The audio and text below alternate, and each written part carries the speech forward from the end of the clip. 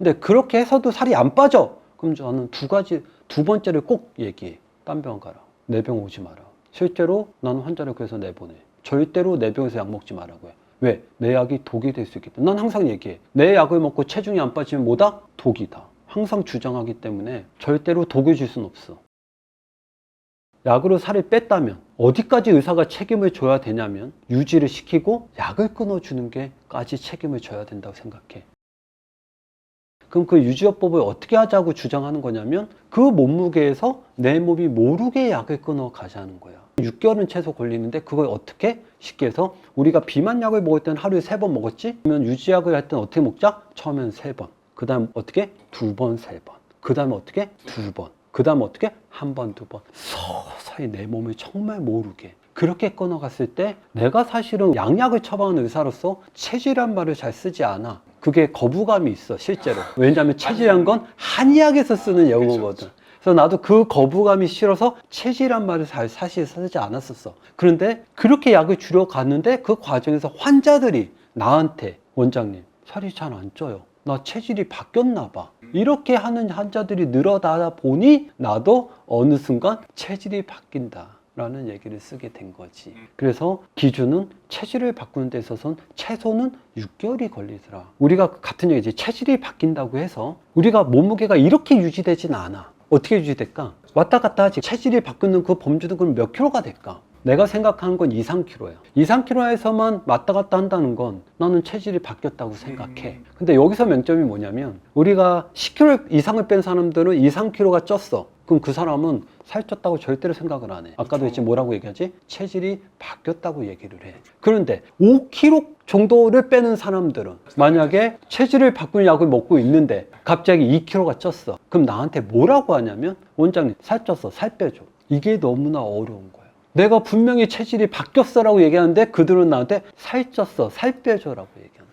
그래서 너무나 어려워. 그래서 어쨌든 유지요법에서 기간은 내가 제시하는 건 경험상 10kg 내외까지 뺀 사람들은 적어도 체질을 바꾼 데서 6개월은 걸리더라. 결론은 그렇게 약을 끊으라는 거지. 근데 20kg 이상을 빼는 사람들은 거의 1년이 걸려.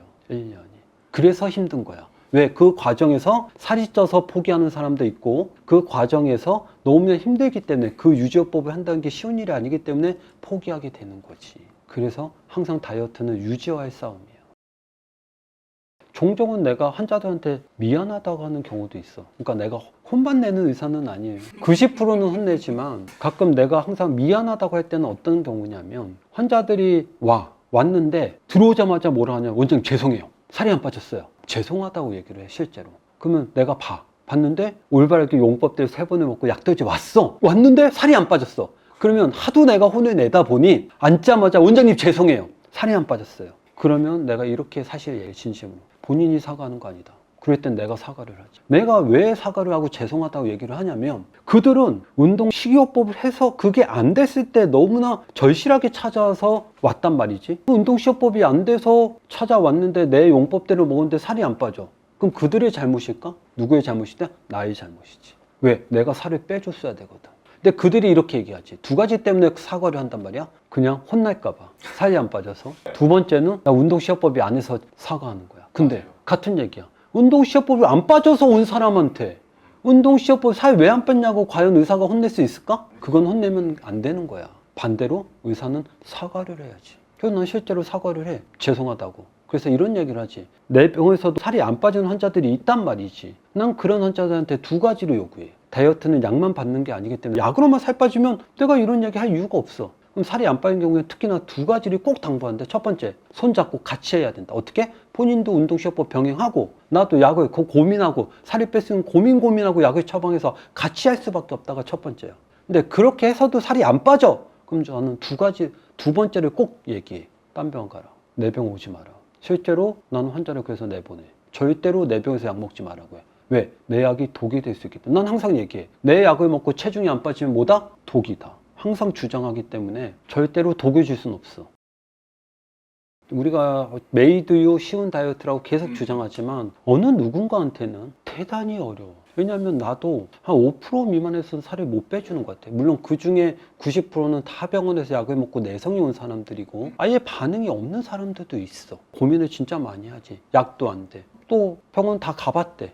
근데도 안 된대. 그리고 운동시험법 해도 안 된대. 이런 환자들에게 과연 어떻게 그 체중을 빼줄 것인가에 대한 고민을 한단 말이지. 근데 그랬을 때 그들한테 또 하는 얘기가 뭐냐면, 지난 시간도 얘기했는지 모르겠지만 너무나 목표 체중을 높게 잡으면 안 된다는 거지. 사실은 약을 먹었을 때는 나는 최소 3kg라고 얘기하지만 3kg에서 5kg 이상을 빼야지 약이라고 주장하지만, 다이어트를 할 때는 개인적으로 다이어트 한 사람이 약이 없이 다이어트를 할 때 내가 주장한 건 사실은 한 달에 3kg를 넘겨서는 절대로 안 돼. 그 이유는 얘기했는지 모르겠지만, 첫 번째는 5kg를 목표로 했을 때 내가 2kg가 빠지면 사실 다이어트를 하지 않아. 왜? 실망하기 때문에 그래. 내가 이거밖에 안 돼? 아, 안 돼 역시. 그래서 실패하는 거야. 많은 환자들이 그래. 내 병에 왔을 때도 한 달에 8kg 뺀 사람들이 최근에도 이렇게 얘기해. 원장님, 나 운동하고 식이요법하고 약까지 먹는데 왜 8kg밖에 안 빼? 한 달에. 그렇게 얘기하면 나는 이렇게 얘기하지. 그럼 약 먹지 마. 그렇게 해서 본인이 비만으로 왔어? 그러니까 참 어려운 경우야. 처음에 다이어트를 누구나 할 때는 항상 목표치 높게 잡을 수밖에 없지만, 그게 현실적으로 실패하는 이유 중에 하나야. 그래서 내가 그들한테 이런 얘기를 항상 해. 우리가 못할 건 없다. 아니, 마음가짐의 문제고, 본인이 그만큼 절실하면 손을 잡고 같이 가되, 본인이 목표 몸무게를 높게 잡지 말고 한 달에 1kg 또는 2kg만 잡고 해봐라. 그럼 또 할 수도 있다.